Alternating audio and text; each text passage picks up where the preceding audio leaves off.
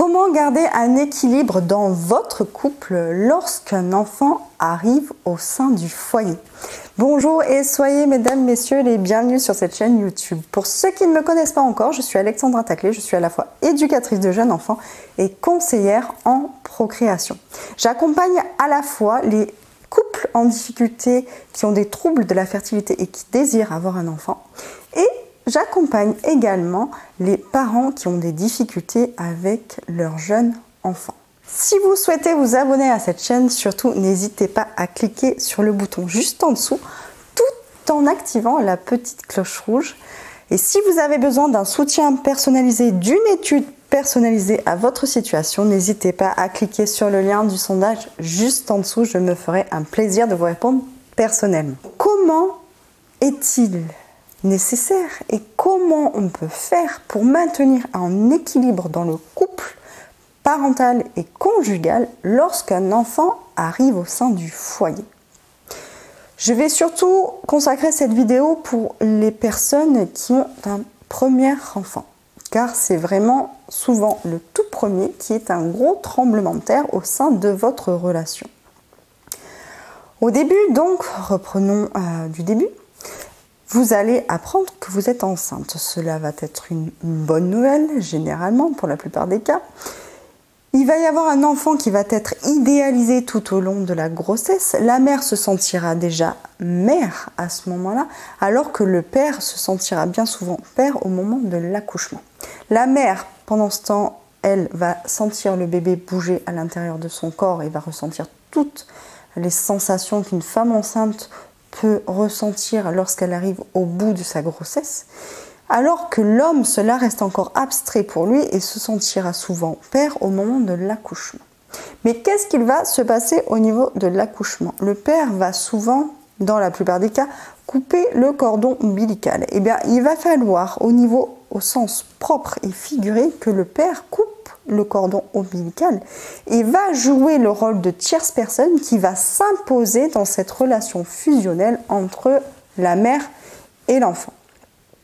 Il va y avoir une tierce personne, c'est-à-dire le bébé, qui va venir entre un homme et une femme qui étaient dans une relation amoureuse. Vous étiez donc, avant l'arrivée de bébé, un couple conjugal.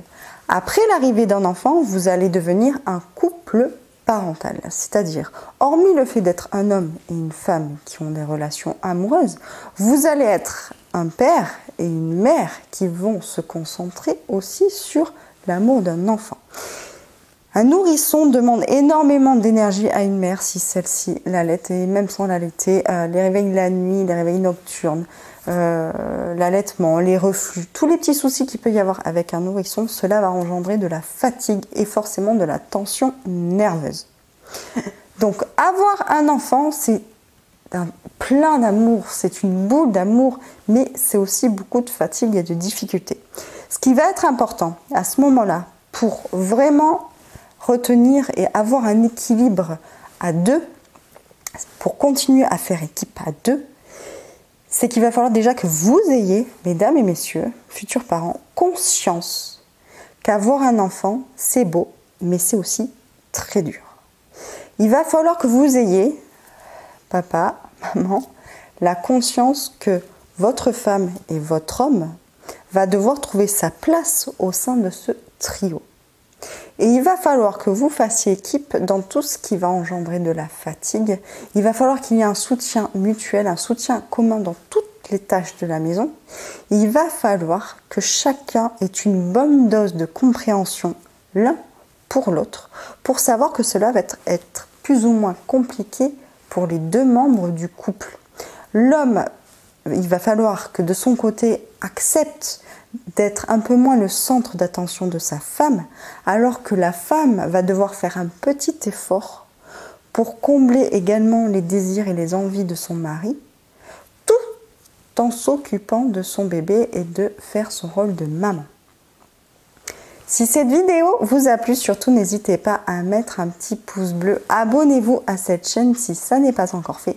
Et je reviendrai sur le sujet pour vous donner des actions concrètes à mettre en place pour faire en sorte d'organiser une harmonie autour de votre petite famille. Et je vous dis ciao ciao les amis.